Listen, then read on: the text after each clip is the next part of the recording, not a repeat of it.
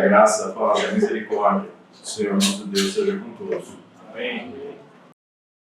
Abram a escritura, vocês, por gentileza, em Romanos, capítulo 3. Meus irmãos, quem que precisa do Evangelho? Será que a igreja precisa do Evangelho? Será que o mundo precisa? E aí precisamos definir para quem o Evangelho está disponível, a quem ele foi enviado. Nós já vimos que a ira de Deus, ela se revela diariamente sobre toda a impiedade e injustiça de todos os homens. Mas então, o que significa dizer, como Paulo escreveu aqui, que sem lei se manifestou a justiça de Deus mediante a fé para todos e sobre todos os que creem? O que significa isso? Na última oportunidade, nós aprendemos um pouco mais a respeito da doutrina da justificação pela fé. Vimos as suas implicações, vendo a sua importância, definindo o que ela é, entendendo a sua mecânica, como ela funciona, como ela é aplicada, o seu significado, onde vimos que ela é mais do que salvação. E qual o meio e base da justificação? Então nós estamos caminhando quase que palavra a palavra no texto de Paulo. Vamos avançar lendo novamente a partir do verso 21. Carta de Paulo aos Romanos, capítulo 3, verso 21, onde a santa palavra do Senhor nos diz o seguinte: Mas agora, sem a lei, se manifestou a justiça de Deus, sendo testemunhada pela lei e pelos profetas. Isto é, a justiça de Deus mediante a fé em Jesus Cristo, para todos e sobre todos os que creem. Porque não há diferença, porque todos pecaram e estão destituídos da glória de Deus, sendo justificados gratuitamente por sua graça, por meio da redenção que há em Cristo Jesus. Até aqui. Vamos mais uma vez ao Senhor em oração. Bendito Deus e Pai do nosso Senhor Jesus Cristo, nós, como comunidade, como igreja, como teus filhos, pedimos, Senhor, que o teu Santo Espírito nos auxilie mais uma vez esta manhã. Ao nos debruçarmos sobre a tua palavra, pedimos que seja ministrado aos nossos corações aquilo que precisa ser corrigido, que possamos ser edificados, que aqueles que não creem possam ser convencidos por teu Santo Espírito, e toda a igreja seja fortalecida e edificada em sua confiança e dependência de ti, ó Pai, por meio de Cristo. E que Cristo seja glorificado em nosso meio por sua obra, por seu amor. Pedimos essas coisas em nome de Cristo Jesus. Amém. Meus irmãos, hoje nós veremos que a justiça de Deus, ela se manifestou sem a lei. Ou seja, que ela veio até nós, como que ela vem, e nós, como que nós nos apropriamos dela. Sabemos que é mediante a fé. Todavia, não é a fé que nos salva, e isso é importante nós entendermos e lembrarmos. Depois nós veremos que a justiça de Deus, ela é oferecida e está disponível a todos os homens, porque todos necessitam dela. Contudo, ela justifica por graça, mediante a fé, somente aqueles que creram. Ou que crerem. Eu espero que alguém que ouça possa crer por meio da pregação do Evangelho. Nós estamos vendo, meus irmãos, o plano da salvação conforme Paulo descreveu aqui em Romanos. Aprendemos primeiro a má notícia, que a nossa condição diante de Deus, fora de Cristo, ela é desoladora. Nós somos pecadores e somos condenados, estamos numa condição de condenação à parte de Cristo. como lemos também no texto da liturgia. Aprendemos também que a lei, ela não pode nos justificar, ela apenas pode revelar o nosso pecado.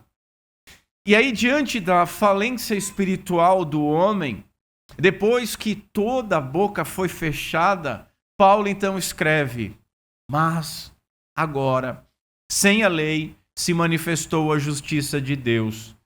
Nós já vimos esse mas, vimos que é uma bendita conjunção, porque liga a boa notícia do Evangelho como o remédio para a má notícia que havia sido ministrada até agora. Mas, essa palavra, esse termo, mas, significa que Deus interveio. Depois de demonstrar a situação de todos os homens, a outra metade do Evangelho revela a justificação pela graça, favor imerecido, mediante a fé.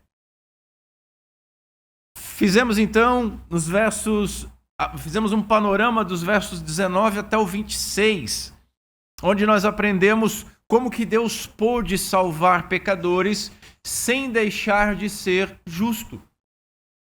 Vimos que o Evangelho ele veio de Deus Pai, porque o Pai enviou o seu Filho, e vimos também que isso não é uma novidade, mas é o cumprimento de uma promessa divina. Não é um plano posterior, mas algo que foi determinado desde antes da fundação do mundo e foi manifestado agora. A novidade só é que ele foi manifestado claramente. Paulo usou o termo agora para salientar o aspecto histórico, escatológico, de dias finais e redentivo daquilo que aconteceu. O Filho de Deus encarnado sobre a nossa carne, sobre a nossa natureza, ele inaugurou uma nova era, um novo tempo. Essa nova era é aquilo que Paulo descreveu como o fim dos tempos, em 1 Coríntios 10. Veja, Jesus, quando ele, após ser batizado e após ser tentado no deserto e vencer Satanás, ele iniciou o seu ministério dizendo o seguinte: o tempo está cumprido, o reino de Deus está próximo, arrependam-se e creiam no Evangelho. Veja, o fim dos tempos, o tempo está cumprido. E o autor de Hebreus, no capítulo 9, diz assim: agora, porém, ao chegar o fim dos tempos, Jesus se manifestou, olha o termo de novo, manifestou, se manifestou de uma vez por todas para aniquilar o pecado por meio do sacrifício de si mesmo. É um novo momento na história redentiva. Portanto, meus irmãos, Deus, ele providenciou, ele revelou como um testemunho, com o testemunho da lei e dos profetas, ou seja, de todo o Antigo Testamento, e agora ele manifesta então a sua justiça. Aprendemos ainda como a justiça que vem de Deus é imputada a nós, por meio da fé. É algo que nós vamos aprofundar hoje. Por fim, já aprendemos que nós vivemos por meio dessa justiça que nos foi imputada, que nos foi creditada, que é vista hoje por Deus como nossa. Ela é a satisfação da lei de Deus, efetuada por meio de Jesus Cristo, em nosso lugar, em nosso favor. É somente porque Cristo morreu a morte que nós merecíamos, pagando completamente a nossa dívida, que nós não devemos mais nada à lei. E é somente porque ele viveu, nós vimos isso, ele viveu em perfeita obediência à lei, como nós deveríamos ter vivido. E porque essa obediência é imputada a nós, é que então nós somos declarados por Deus como justos. Ser justificado, portanto, é muito mais do que ter os pecados perdoados. Inclui isso é maravilhoso, mas é muito mais do que isso. É ter a justiça, é ter a obediência de Cristo como nossa. E isso é maravilhoso. É ser declarado justo. É ser aceito diante de Deus para viver com Ele, plena e eternamente. Desfrutamos hoje dessa presença e desfrutaremos de uma maneira inimaginável na glória eterna. Assim vejamos, em primeiro lugar, a justiça de Deus se manifestou sem a lei. Depois desse não tão breve introdutório, mas para a gente relembrar tudo que nós aprendemos até então e organizar isso na nossa mente, vamos ver isso aqui. Verso 21, mas agora, sem a lei, se manifestou a justiça de Deus. Irmãos, o que Paulo quis dizer com sem a lei? Primeiro, nós precisamos ver o que ele não quis dizer. Porque, infelizmente, não poucos, mas muitos creem que Jesus ele aboliu a lei. Que a lei ela foi extinta, que a lei é contrária à graça, que a lei ela não se aplica aos crentes e alguns chegam até mesmo a dizer que a lei não se aplica nem mesmo ao mundo. A lei foi abolida, acabou, chega disso. A lei é Antigo Testamento, nós estamos na época da graça, o Novo Testamento é um novo tempo, como eu falei agora há pouco, né? É uma nova época, acabou. Será que é assim, irmão? As consequências dessas ideias que estão erradas, elas são graves. Primeiro o seguinte, por qual critério Deus julgaria o mundo? Porque se a lei foi abolida, ele não vai poder julgar pela lei. Se a lei foi abolida, comamos, bebamos. Por qual critério ele julgaria? Ah, não, ele vai julgar a respeito da fé, se as pessoas creram ou não creram em Jesus. Mas veja, Jesus deixa muito claro que quem não crer nele não vai ser condenado, já está condenado. E já está condenado por alguma causa, por alguma razão.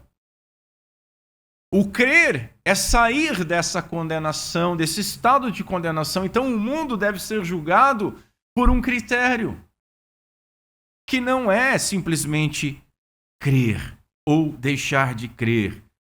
As pessoas não seriam julgadas pela lei, mas por crer ou não crer em Jesus Cristo. Aí começa aquelas histórias. Mas e aquela pequena pessoa humilde que nunca ouviu o evangelho? Aí começam as desculpas, aí começam os problemas. Como que elas seriam julgadas? Deus não seria justo em condenar alguém que não creu em Jesus se essa pessoa não ouviu falar de Jesus. Mas ela não vai ser julgada por isso. A gente viu isso na primeira metade do Evangelho. Lembra lá nas apresentações, exposições do capítulo 1, na reta final, quando nós começamos a ver Paulo dizendo que não se envergonha do Evangelho e justificar o porquê que o Evangelho é importante e urgente para todo mundo, a partir do verso 18. Por quê? Porque a ira divina ela se manifesta diariamente sobre toda a impiedade e injustiça de todos os homens. Ele está irado por quê? Porque os homens quebraram a lei de Deus. E aí nós vimos que essa lei... porque eu não... E aquelas pessoas que não conhecem os 10 mandamentos, pastor, essa lei, ela foi implantada no coração das pessoas. Esse julgamento pela lei pode ser feito também pela revelação divina, que as pessoas ignoram. Formas radicais daqueles que defendem essas ideias chegam até mesmo a afirmar que o Evangelho é um plano B de Deus. Pregam isso, afirmam isso, fazem brincadeiras com isso. Como Adão e a humanidade, eles falharam em obedecer a lei, Deus, misericordioso que é, concedeu então o Evangelho para facilitar as coisas. Então, o Novo Testamento é mais fácil que o Antigo Testamento. O Novo Testamento é mais light. O Novo Testamento é só graça. O Antigo Testamento era só lei. E aí vem aquelas teorias do Deus demiurgo do Antigo Testamento, e aquela bobagem toda. Mas será que é assim? Será que a graça é tão simples? Se isso aqui estivesse correto, meus irmãos, haveria então duas formas de salvação. Concordam comigo? Uma seria pelo mérito, pela obediência, e outro pela graça. E a forma do Antigo Testamento, então, seria mais fácil, porque é a revelação da graça divina. Ora, meus irmãos, isso é desprezar o próprio pacto da graça.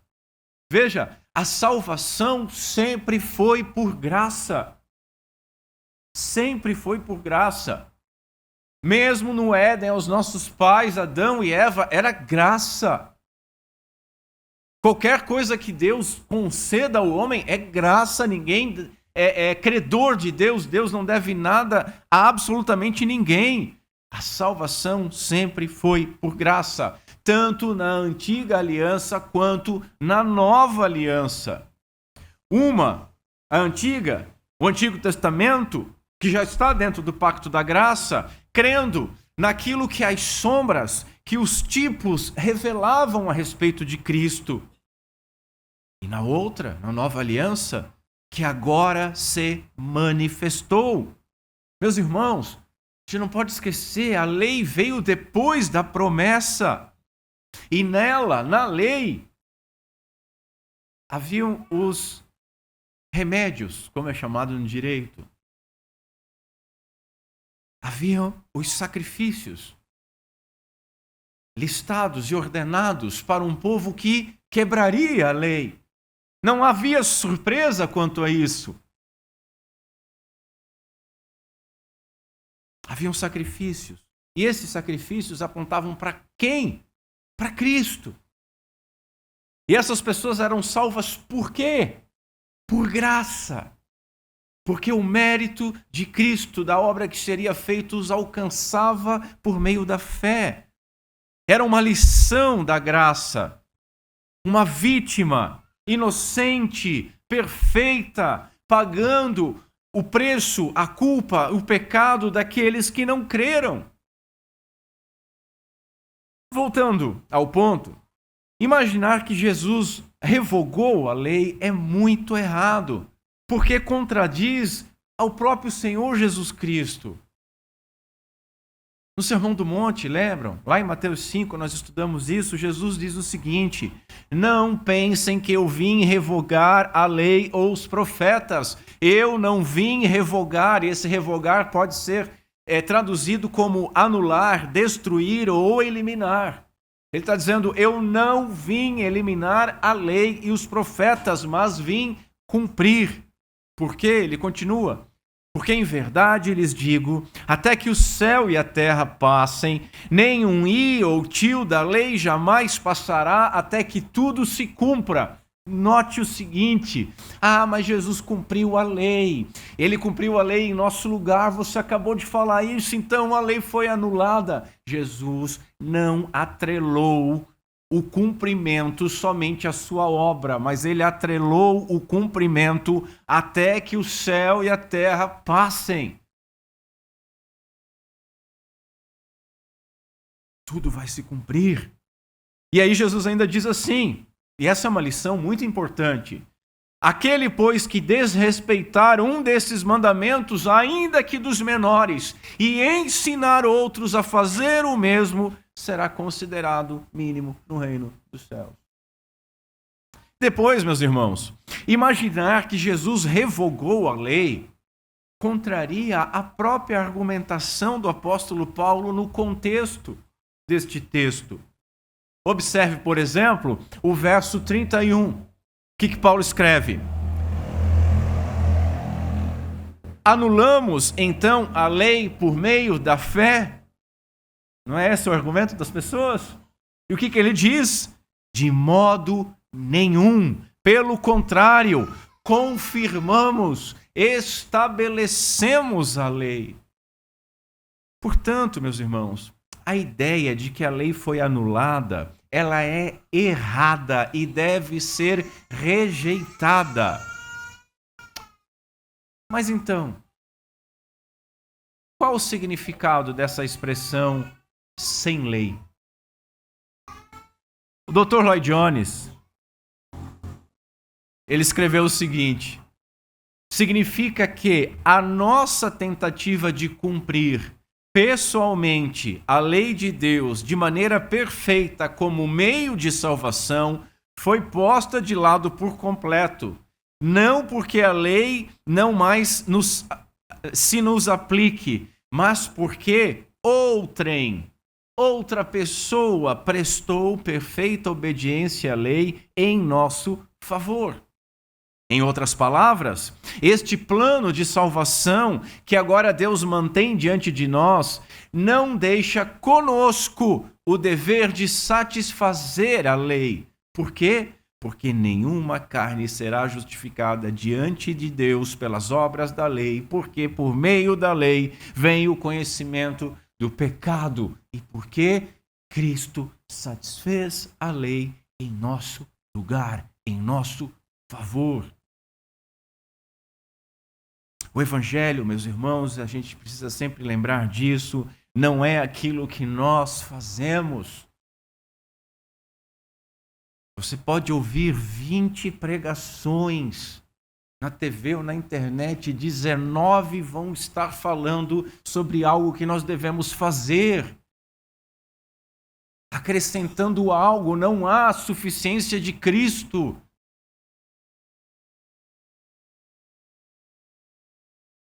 E por mais bonito que possa ser apresentado, não há graça nenhuma nesse tipo de exposição. O Evangelho não é aquilo que nós fazemos, mas é aquilo que foi feito por nós. Se o Evangelho fosse algo que nós precisássemos fazer, ele seria então uma espécie de lei. E aí, meus irmãos, seria terrível, porque a nossa justificação ela dependeria dos nossos méritos. E nós não teríamos como obtê-la. Muito menos mantê-la. Não é essa grande dor de cabeça de muitos irmãos nossos? Você foi salvo, mas agora cuida, né? Você foi salvo, agora é contigo. E vira. Meu Deus. Se eu não posso obter, como é que eu vou manter? E se eu não merecia, como é que eu vou merecer menos? Isso é dito entre lágrimas. E nós somos acusados ainda de sermos errados. Mas tudo bem. Meus irmãos, se o Evangelho fosse uma lei que nós precisássemos obedecer, não haveria nenhuma segurança. Porque nós dependeríamos do braço da carne, não do poder de Deus. Mas o que a palavra de Deus nos diz? Vejamos Jonas, capítulo 2, verso 9, diz assim: ao Senhor pertence a salvação. Em outra tradução, do Senhor vem a salvação. É dele, é obra dele do começo ao fim. Eu já até fui jocoso nessa colocação, mas a gente costuma dizer, se você quer uma coisa bem feita, faça você mesmo. Deus é perfeito. E Ele fez a obra perfeita. Ele não deixou nada para nós fazermos, a não ser crer. E dependemos dEle ainda, porque a fé vem dEle. O arrependimento vem dEle. Assim, meus irmãos, agora, sem a lei, se manifestou a justiça de Deus, sendo testemunhada pela lei e pelos profetas. Isso foi manifesto agora. O Evangelho, como Paulo já havia escrito no capítulo 1, o Evangelho é o poder de Deus para a salvação de todo que nele crê. O poder de Deus para a salvação. O que Paulo está dizendo? O Evangelho é mais do que uma mensagem. O Evangelho é a proclamação daquilo que foi feito por nós. O Evangelho é o poder de Deus para salvar. É a justiça que vem de Deus à parte da lei, revelada em toda a Escritura, determinada, preparada, providenciada, manifestada e tornada acessível por meio do nosso Senhor Jesus Cristo. Isso é o Evangelho. Aprendemos que a justificação, ela envolve satisfação. Lembram disso? Que eu frisei? Isso nós precisamos ter muito claro. Justificação envolve satisfação. Vou dar voz de novo para o Lloyd Jones, que diz assim: o que o apóstolo está dizendo aqui é que o Senhor Jesus Cristo não veio ao mundo meramente para dizer-nos que Deus é amor, que Deus está disposto a perdoar o pecador, porque sabia-se disso em todo o Antigo Testamento. O que Jesus veio a este mundo fazer, ele veio a fim de construir um caminho de salvação que nos habilita a sermos justificados pela fé. É isso que Cristo veio fazer.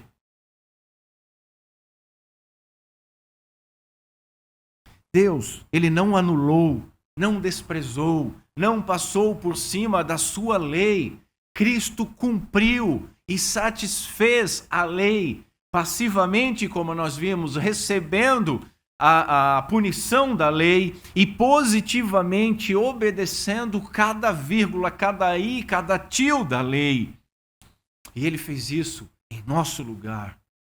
E esse mérito de justiça que nos é aplicado pelo Espírito Santo. É dessa forma que nós somos salvos sem a lei. Não porque a lei foi anulada, muito pelo contrário, mas justamente porque a lei foi cumprida por Cristo Jesus, porque a justiça que vem de Deus é a satisfação da lei, por meio da obra de Jesus Cristo em nosso favor, como nosso representante, como nosso substituto.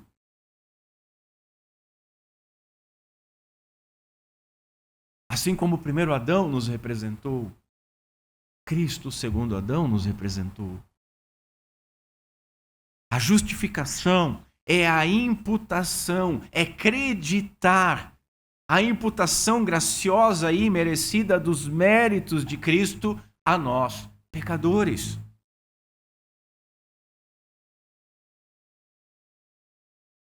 Quem aqui conhece As Crônicas de Nárnia, obra do C.S. Lewis?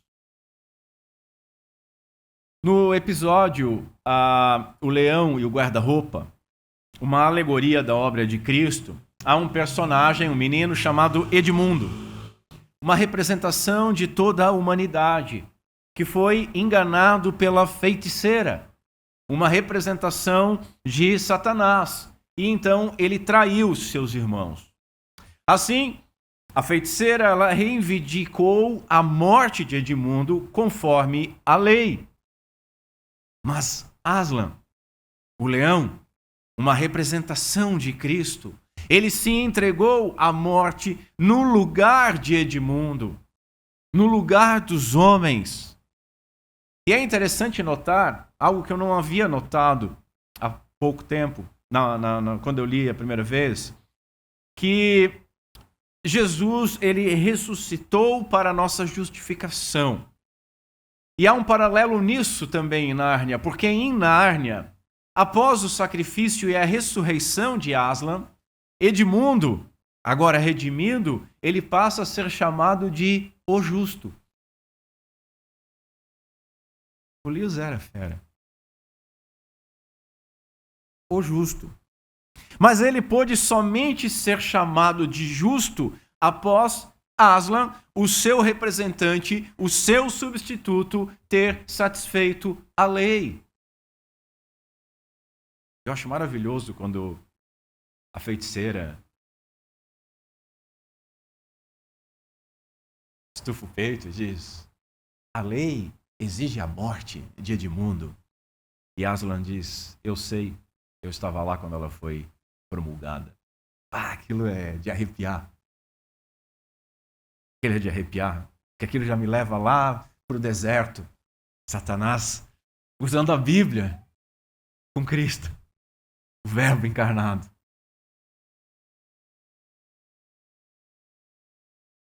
Agora entenderam o ponto da justificação? Satisfazer as reivindicações da lei é o significado de justificação. Por quê? Porque a única maneira pela qual a justificação pode ser justa, a única maneira pela qual Deus pode ser o justo e o justificador dos homens é pela satisfação da sua lei. Assim, nós jamais deveremos ter um conceito de salvação que dispense a lei. Antes, deve ser um conceito que, como Paulo escreve no verso 31, estabeleça a lei. Diga: não, eu sou salvo porque Deus cumpriu as suas promessas, porque Deus não voltou atrás, porque Deus é fiel, porque Deus foi satisfeito por Cristo Jesus. E essa é a nossa segurança, essa é a nossa alegria. A aplicação disso é evidente. E as aplicações eu vou colocar aqui já no meio. Não somos justificados porque a lei foi abolida, mas porque ela foi cumprida. Assim, meus irmãos, nós somos salvos sem a lei, pela graça e justiça daquele que satisfez a lei em nosso favor, em nosso lugar. Assim, não há nada que nós possamos fazer para sermos salvos, para sermos justos. Não está em nossas mãos. E a justificação, que inclui a salvação, ela é concedida por graça. Nós precisamos apenas crer em Jesus Cristo e em sua obra. Em segundo lugar, vejamos que a justiça de Deus vem mediante a fé. Vejamos como que essa justiça vem até nós.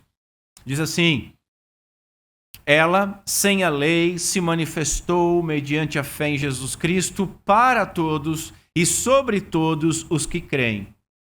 Somos justificados mediante a fé.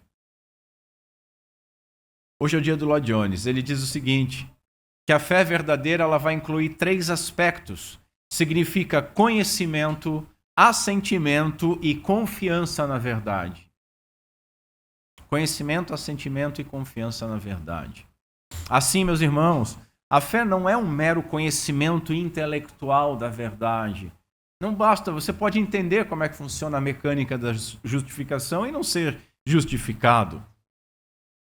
Veja, demônios creem, entendem, tremem, coisa que muito homem não faz, mas nem por isso serão salvos. A fé é a total e verdadeira confiança e dependência em Cristo, naquilo que Ele é e naquilo que Ele fez por nós. A verdadeira fé faz com que o crente, ele não olhe mais para si mesmo, ele não dependa mais dos seus próprios esforços. Ele agora olha única, exclusivamente para o autor e consumador da sua fé e descansa nele, descansa em Cristo. Spurgeon ele escreveu o seguinte: a minha fé não repousa no que eu sou ou serei, ou sinto ou sei. Mas a minha fé repousa no que Cristo é e no que Ele fez por mim. Isso é fé salvífica. Assim, meus irmãos, o verdadeiro crente, ele não apresenta mais desculpas para os seus pecados. Ele não apresenta e não tenta conseguir mais méritos para justificar a sua vida. Ele não busca mais se justificar porque ele sabe que foi justificado. Ele também não duvida da sua justificação, porque mesmo sabendo que ele não é perfeito, ele descansa no mérito perfeito do seu Salvador perfeito. O verdadeiro crente, assim como Paulo escreveu lá em Filipenses, ele diz assim: não que eu já tenha obtido a perfeição, mas eu prossigo para conquistar aquilo para o qual também fui conquistado por Cristo Jesus. Quanto a mim, irmãos, não julgo havê-lo alcançado, mas uma coisa faço, esquecendo-me das coisas que ficam para trás e avançando para as que estão diante de mim, prossigo para o alvo, para o prêmio da soberana vocação de Deus em Cristo Jesus. O prêmio do soberano chamado de Deus em Cristo Jesus. A verdadeira fé faz o crente verdadeiro reconhecer quem ele era, mas também quem ele é agora em Cristo. Ele sabe que era um pecador, nascido sob o pecado, condenado, inimigo de Deus, como nós lemos na liturgia. Ele sabe que fez coisas horríveis contra Deus. Ele sabe que merece a condenação, seria o justo. Contudo, ele também sabe que foi justificado, porque ele confia no mérito perfeito de Cristo. Ele confia na promessa de Deus que esse mérito lhe foi imputado quando ele creu. A justiça de Deus mediante a fé em Jesus Cristo para todos e sobre todos os que creem. Ele depende dessa justiça e ele vive por meio da fé nessa justiça. O justo viverá pela fé.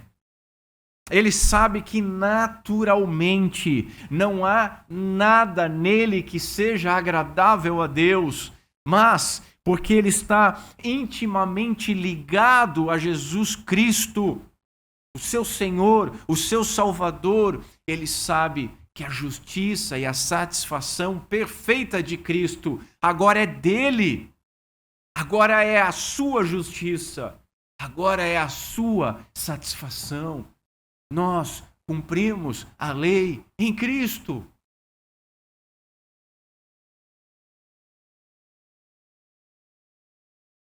Todos nós somos pecadores. E nesse sentido, nós continuamos sendo.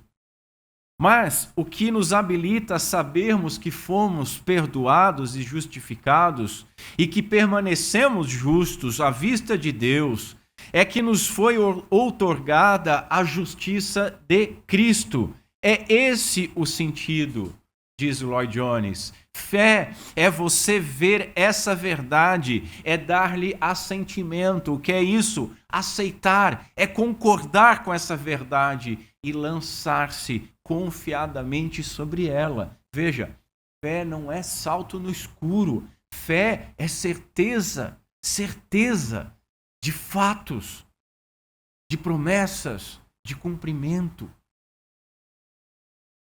Como vimos, a fé é o meio instrumental para sermos justificados, não a base da justificação.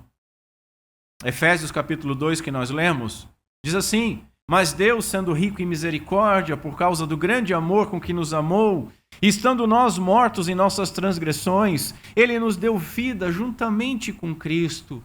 Pela graça vocês são salvos. E juntamente com Cristo, Deus nos ressuscitou e com Ele nos fez assentar nas regiões celestiais em Cristo Jesus. Deus fez isso para mostrar nos tempos vindouros a suprema riqueza da sua graça em bondade para conosco em Cristo Jesus. Por quê? Porque pela graça vocês são salvos mediante a fé. E isso não vem de vós, é dom de Deus, não vem de obras para que ninguém se glorie. Portanto, meus irmãos, a base da justificação é a graça manifestada na obra do Senhor Jesus. A fé é o meio instrumental de sermos justificados. A fé é a total dependência da promessa divina, confiando na obra e descansando na obra de Jesus Cristo. Isso é a fé e esse é o papel da fé. Na última oportunidade eu até disse que a fé é como um garfo na alimentação. Não é o garfo que te alimenta, não é o garfo que produziu o alimento, não é o garfo que te preparou a mesa e serviu. Mas é o garfo que leva a comida à sua boca. A fé é que leva essa justiça. A justiça de Cristo até nós.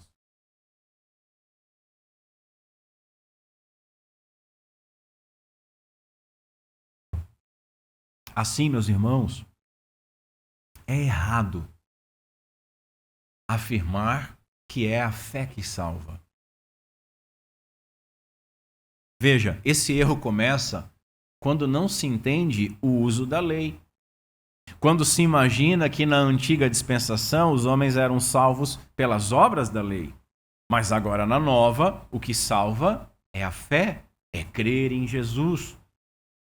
Não foi isso que Paulo ensinou. O que ele ensinou é o seguinte: mas agora, sem a lei, se manifestou a justiça de Deus, sendo testemunhado pela lei e pelos profetas, isto é, a justiça de Deus, mediante a fé em Jesus Cristo, para todos e sobre todos os que creem. Quem é que nos salva? A fé? Não! Ela é apenas um instrumento. Então, o que é que nos salva? Quem nos salva é o Senhor Jesus Cristo, é o nosso Senhor e Salvador, por graça, favor e merecido. Se a fé nos salvasse, haveria algo para nós nos gloriarmos. Ela seria uma obra. Você poderia se jactar, orgulhoso. Eu creio. A gente não vê isso no Brasil? Eu sou um homem de muita fé e muito humilde. Duas mentiras. É por isso, meus irmãos, é por isso que tantas pessoas se orgulham, porque elas creram há tantos anos. Eu sou crente há tantos anos, nunca me arrependi. Por quê? Porque elas acham que é a fé delas que as salvou. É por isso também que acreditam que salvação se perde. Porque se a fé, se é a fé que salva, também é a fé que vai sustentar a salvação. Entendem isso? Não é Cristo que salva, é a fé. Não é Cristo que sustenta a salvação, é a fé. Então nós estamos na mão da fé. Deveríamos louvar a fé, então? Não a Cristo. É por isso que há tanto orgulho em alguns crentes que olham para os incrédulos, se achando superiores e imaginando, eu creio, por isso eu sou salvo. Ele não crê, ele merece ser condenado. Por isso que há tantos que olham para aqueles que se afastam da igreja imaginando o seguinte: eu mantenho a minha fé, por isso eu permaneço salvo. Aquela empáfia. Mas ele não manteve a fé, por isso perdeu a salvação. Irmãos, isso é má teologia, para dizer o mínimo. Quem pensa assim esqueceu que todos mereciam ser condenados, que todos são pecadores. Quem pensa assim não compreendeu que a fé não salva, porque ela não é a causa da salvação, ela é apenas o meio instrumental pela qual nos apropriamos da salvação. Portanto, somos salvos pela graça, pelos méritos de Cristo, porque Ele satisfez a lei. Ele cumpriu o pacto das obras em nosso lugar, para que nós fôssemos alcançados pelas bênçãos do pacto da graça. A salvação é concedida por graça e de graça mediante a fé, mas ela custou muito caro, custou a obediência, a humilhação e a morte do nosso Senhor Jesus Cristo. Não há mérito nem mesmo em crer, porque fé é dom divino. Por isso Paulo escreveu que nós somos, ali nos versos 24 em diante, nós somos justificados gratuitamente por sua graça, mediante a redenção que há em Cristo Jesus, a quem Deus apresentou como propiciação, como satisfação no seu sangue, mediante a fé.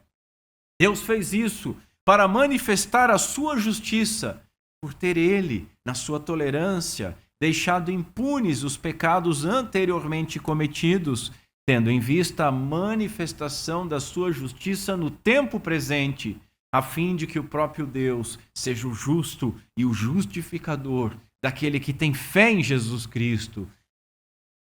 Onde fica, diz Paulo, onde fica então o orgulho? Foi totalmente excluído. Por meio de que lei? A lei das obras? Não, pelo contrário, por meio da lei da fé. A aplicação disso é evidente, meus irmãos. Nós não somos salvos por boas obras ou obras da lei, nem por mérito nosso. Somos salvos por graça. O que é exigido de nós é a fé, contudo, nós não devemos afirmar que a nossa fé nos salvou, porque ela não é a causa da nossa salvação, nem da nossa justificação. Nós somos salvos sem obedecermos à lei, porque a lei foi obedecida em nosso favor. Assim somos salvos por Jesus Cristo, por graça, mediante a fé. É Ele quem nos salva, e é o seu Espírito quem nos concede a fé. Em terceiro lugar, vejamos que a justiça de Deus vem para todos. Vejamos agora a quem ela está acessível. Paulo afirmou assim, para todos e sobre todos os que creem. Essas palavras devem despertar o nosso interesse, meus irmãos, porque ela diz respeito a todos nós. É para todos. Há uma certa disputa com relação ao sobre todos, porque essas duas palavras elas não constam nos manuscritos mais antigos. Mas aí eu vou concordar com outros estudiosos, entre eles o próprio Lloyd Jones, que vão dizer o seguinte: isso realmente não importa. Porque mesmo que eu tire esse para todos, o texto continua dizendo a mesma coisa. Aliás, o sobre todos. O texto continua dizendo a mesma coisa, continua dizendo que a justiça vem para todos, está acessível a todos os homens, a toda a humanidade. Veja, Paulo já demonstrou que todos estão condenados, escravizados, debaixo do pecado. Portanto, para todos é uma boa nova. Por quê? Porque todos precisam dessa justiça. E porque ninguém a possui naturalmente e nem pode alcançá-la pelos próprios méritos. É impossível. Então, meus irmãos, o que acontece? Deus supriu a necessidade universal do Evangelho. Todos necessitam dele. Porque não há diferença, Paulo continua dizendo. Porque todos pecaram e todos estão destituídos da glória de Deus. Todos estão nas mesmas condições. A parte de Cristo, todos condenados. Todos pecaram. Assim, essa justiça ela está disponível, está acessível e vem sobre todos. Sobre judeus e não judeus. Sobre homens e mulheres. Sobre pretos, brancos, pardos e amarelos, ricos ou pobres, idosos, adultos ou crianças, conservadores ou liberais ou progressistas, doutores ou analfabetos, casados ou solteiros, viúvos ou divorciados, gays ou héteros, religiosos ou ateus, pessoas moralmente ilibadas, ou prostitutas, ladrões, assassinos, adúlteros. Por quê? Porque todos pecaram. Todos pecaram.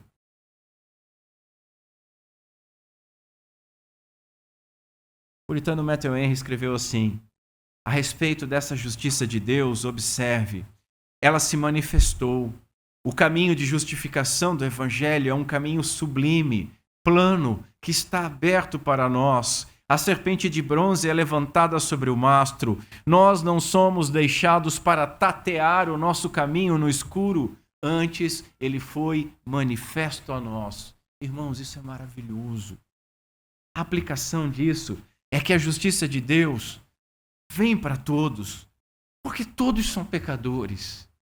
Está acessível a todos, porque todos necessitam dela, porque todos estão debaixo do pecado. Deus interveio, Deus veio ao encontro da humanidade caída em seu Filho Jesus Cristo para reconciliar consigo mesmo o mundo. Deus cumpriu a sua promessa. Ele enviou o descendente da mulher para destruir a obra da serpente. Ele enviou o descendente de Abraão para abençoar a toda a terra. E isso é glorioso. Em quarto e último lugar, vejamos que a justiça de Deus vem sobre os que creem. Se a justiça de Deus vem sobre todos, então todos estão salvos. Não. Veja, a justiça de Deus, mediante a fé em Jesus Cristo, para todos e sobre todos os que creem. Sobre todos os que creem. Então, ela está disponível a todos, mas ela não vai ser eficaz a todos, porque há esse condicional. Como vimos, Deus ele não faz acepção de pessoas. Todos pecaram. E seja quem você for, seja a condição que você estiver, essa justiça, ela é necessária para você, porque ninguém está excluído dela por alguma condição, por algum pecado, por alguma característica física, genética ou moral, por nenhuma situação financeira, educacional, nada em absoluto. Repito, Deus não faz acepção de pessoas. Mas essa justiça vem para todos e sobre todos os que creem, ou se você preferir sem o texto em dúvida, para todos os que creem. Ou seja, a fé, o instrumento pelo qual nós nos apropriamos da salvação, a fé é requerida. Ela é requerida. Ninguém será justificado sem crer. Ninguém. Ora, a fé é um dom que Deus concede a quem Ele quer demonstrar misericórdia, segundo o beneplácito da sua vontade. Nós lemos isso na liturgia. Então, meus irmãos, essa fé é concedida àqueles que foram regenerados. O homem natural, morto espiritualmente, ele somente poderá se inclinar às coisas espirituais e crer se ele for regenerado pelo Espírito Santo. Sem nascer de novo, Jesus disse que ele não pode nem mesmo ver o reino. Ele precisa ser regenerado espiritualmente para então ter ouvidos para ouvir, como nós vimos Jesus aplicando nas parábolas. E veja, nascer é algo que está fora do nosso controle e da nossa vontade, não é verdade? Você não escolheu nascer. Não, eu quero nascer. Eu vou nascer. Ainda não. Não, está fora da nossa vontade. Está fora do nosso controle. Ser regenerado, meus irmãos, nascer do alto, nascer de novo, está muito mais fora do nosso controle e da nossa vontade. Nascer do alto é dom de Deus. É para aqueles que Ele, de antemão, escolheu. A esses Ele regenerou. E aí Paulo continua. E a esses também chamou. E aos que chamou, a esses também justificou. E aos que justificou, a esses também glorificou. Deus, meus irmãos, amou primeiro aqueles que Ele elegeu. E é por conta disso que nós amamos a Deus, porque Deus amou primeiro. João escreveu, nós amamos porque Ele nos amou primeiro. Assim, o nosso amor não é causa, é consequência. É consequência do amor de Deus, é consequência da regeneração divina. O eterno amor do Pai e do Filho foi revelado no Evangelho. Ele planejou antes da fundação do mundo esse caminho para a salvação dos homens. O Pai, ele escolheu o Filho para ser o nosso substituto e representante como o segundo Adão, para ser o nosso redentor, para viver e morrer e ressuscitar, para redimir e para justificar aqueles a quem ele amou. Nisto consiste o amor, diz o apóstolo João. Não em que nós tenhamos amado a Deus, mas em que Ele nos amou e Ele enviou o seu Filho como propiciação, satisfação pelos nossos pecados. Isso é maravilhoso. Mas os homens não gostam dessa verdade. Os homens não querem essa verdade. Principalmente quando a verdade confronta o quão mal eles são e quão distantes estão da justiça de Deus. O incrédulo, ele não suporta isso. Ele não suporta isso. O falso crente, o fariseu, ele não suporta isso. E veja, sem reconhecer isso, não há arrependimento, não há fé, não há conversão, muito menos justificação. Mas, por outro lado, o eleito, ele se regozija nisso. Ele diz, peraí, todos pecaram? Sim, eu também pequei, eu também sou todos. Todos estão condenados? Sim, eu também estou condenado porque eu pertenço a este grupo. Eu também estou condenado. Então ele diz, a justiça de Deus, ela veio graciosamente e veio imerecidamente a todos aqueles que necessitavam dela. Sim, e eu necessito dela urgentemente. Urgentemente. Portanto, essa justiça é a minha justiça. Porque eu preciso dela desesperadamente. Ele se alegra e crê na justificação. Deus enviou o seu Filho e satisfez a lei em meu favor. E ele crê nisso. E por crer na obra de Cristo, então é justificado e viverá pela fé em Cristo. Isso é glorioso. Qualquer ideia, meus irmãos, de salvação que nós crermos ou pregarmos, ela deve ser provada por esses textos e jamais deve contrariá-los. Nós não podemos levar as pessoas a Cristo de qualquer jeito. Nós não podemos alargar a porta estreita para fazer com que todos entrem. Nós não podemos baratear a graça. Nós não podemos criar nem confiar em métodos para conseguir resultados. Mas somente quando a palavra de Deus ela é fielmente pregada e aplicada pelo poder do Espírito Santo, levando o pecador a crer, é que ele então será salvo. A justificação pela fé, meus irmãos, é uma doutrina que precisa ser compreendida e precisa ser exposta, porque revela o plano divino da salvação. Nós devemos pregar a verdade, o Evangelho como revelado nas Escrituras, confiando que é a ação do Espírito Santo de Deus em regenerar, convencer, concedendo fé àqueles eleitos.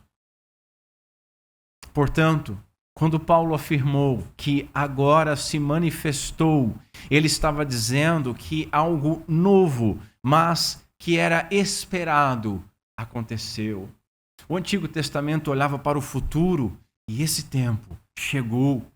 A promessa se cumpriu. E isso aponta para o aspecto histórico da salvação.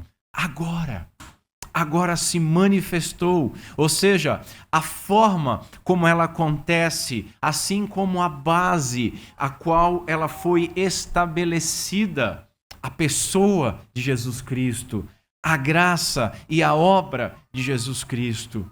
Tudo em Cristo. Com isso nós aprendemos que o cristianismo, meus irmãos, ele não é uma filosofia. O cristianismo não é um ensino. As doutrinas cristãs, elas são derivadas e fundamentadas em fatos concretos, em acontecimentos históricos. Todas as demais religiões, elas são um ensino derivado no máximo de um mito. Não é assim com o cristianismo. A fé cristã, na fé cristã, os acontecimentos históricos, eles precedem o ensino. Algo aconteceu, e então vem o ensino. Agora, sem a lei, foi manifestada a justiça de Deus. Que Deus conceda a cada um de nós fé para crermos no Evangelho, que proclama que a justiça de Deus veio até nós, sem a nossa obediência à lei, sem o mérito das nossas obras, mas por satisfazer a lei de Deus em nosso lugar, por meio de Cristo Jesus, que cumpriu e satisfez ela plenamente, de forma aceitável ao Pai. Que Deus Pai seja misericordioso conosco, por meio de Cristo Jesus.